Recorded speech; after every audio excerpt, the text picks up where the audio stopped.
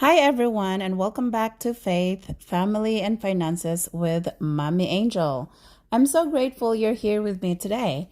If you're new, this podcast is really a space for growth for myself and for anyone who wants to grow alongside with me. Just to share a little bit about me again, I'm an immigrant from the Philippines. I grew up in poverty, and many of the financial lessons I'm learning now are things I wish I had been taught when I was younger. Today, I'm an ESOL teacher, and I'm a mom of two amazing kids. Every day, I'm on this journey of improving myself, not just professionally, but as a parent and as a person. This podcast is part of that journey. It's a safe space where I can reflect, learn, and hopefully inspire others to do the same. Today's episode is about something very close to my heart: teaching our kids the value of saving and delayed gratification. In the world we live in today, everything is instant. We can order something online and have it at our door in a day or two. Ads are constantly telling us to buy more, upgrade more, and spend more. And if we're not careful, our kids can grow up believing that money is only meant to be spent. But I want my kids to understand something different. I want them to see money not just something you spend, but as something you can grow. Recently, I started talking to my 10-year-old daughter about the concept of ownership. One day, we were talking about some of the brands and companies she recognizes, things she sees every day, and I asked her a simple question. Would you rather just buy from this company, or would you rather own a piece of it? At first, she looked at me like, "What do you mean, Mom?" So I explained it in a way she could understand. When we buy stocks, we're not just buying a number on a screen. We're buying a small piece of a company. That means instead of always being the consumer, we can also be the owner. She laughed and said, "Wow, owner? That means you're a millionaire?" And then I told her, we don't have to be a millionaire to own a piece because we're not really buying the entire company. And so we kept on talking about it. So the idea really stuck with her. And I told her something I truly believe. Owning a piece of a company can be more powerful than simply consuming its products. Think about it. If we only spend our money buying things, the money is gone. But if we learn how to invest, even in small ways, we give our money the opportunity to grow over time. Now, I want to be very clear about something here. I'm not here to tell anyone what companies to buy. This podcast is not a financial advice. My goal is simply to inspire people to learn, to research, and to make their own informed decisions. So basically, once you're inspired to do what I'm doing, that you would be smart to do your own research to find out what companies you'd like to buy. For me personally, I like the idea of investing in companies that have been around for a long time, companies that people trust, companies whose products or services have been part of everyday life for decades. When I think about businesses that have been around for, let's say, 50 years and will likely still be around for another 50 years, it reminds me that investing is really about patience and long-term thinking.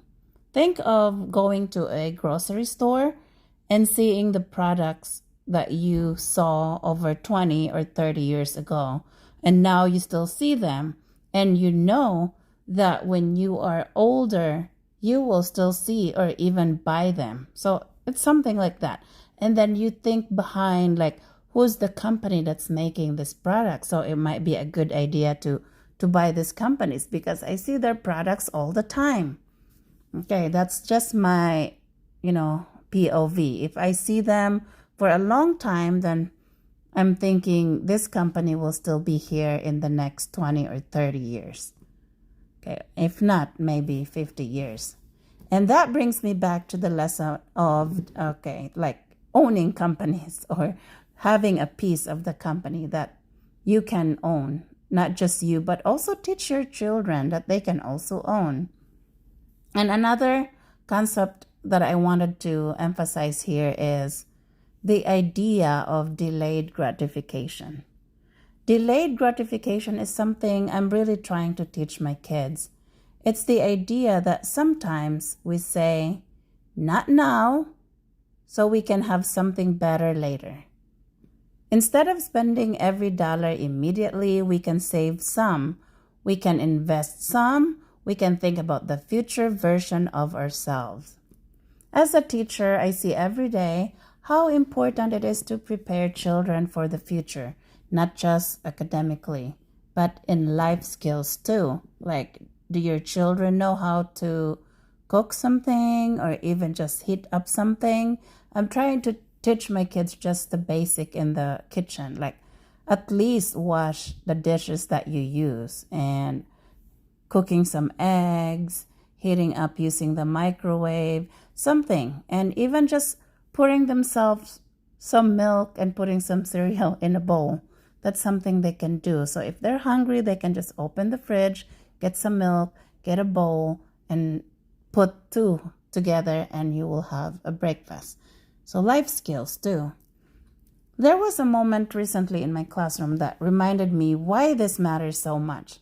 My students come from many different backgrounds, and many of them are immigrants just like I was.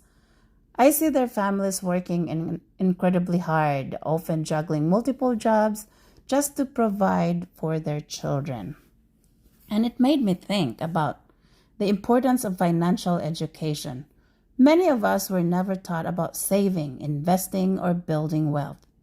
We were simply taught to work hard, which is very important, but not always taught what to do with the money we earned. That's one of the reasons I'm passionate about teaching my kids these lessons now. I want them to grow up understanding that money is a tool.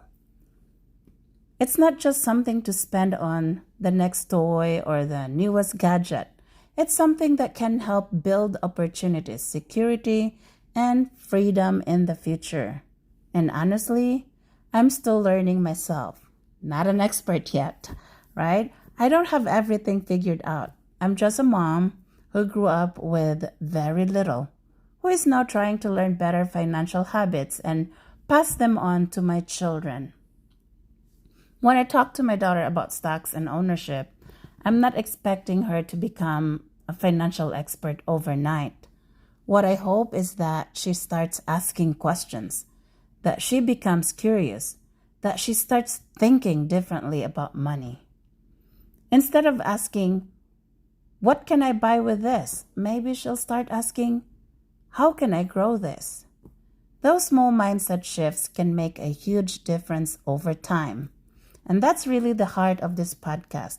Faith, family, and finances working together. Faith reminds me to trust the journey and stay grounded in my values. Family reminds me why I'm doing this in the first place. And finances are simply a tool that helps us build a better future for the people we love. Before we end today's episode, I want to encourage you to think about one simple question. What financial lesson do you want your kids to learn from you? It doesn't have to be complicated. It might be teaching them to save a portion of their allowance. It might be talking to them about how businesses work. Or maybe it's simply modeling responsible choices with money. Our kids are always watching us. They learn not only from what we say, but from what we do. Again, thank you so much for spending this time with me today. If this episode resonated with you, I hope you'll continue this journey with me as we grow together in faith, family, and finances. Until next time, take care of yourselves, take care of your families, and keep learning. See you in the next episode. Bye for now. It's Mommy Angel.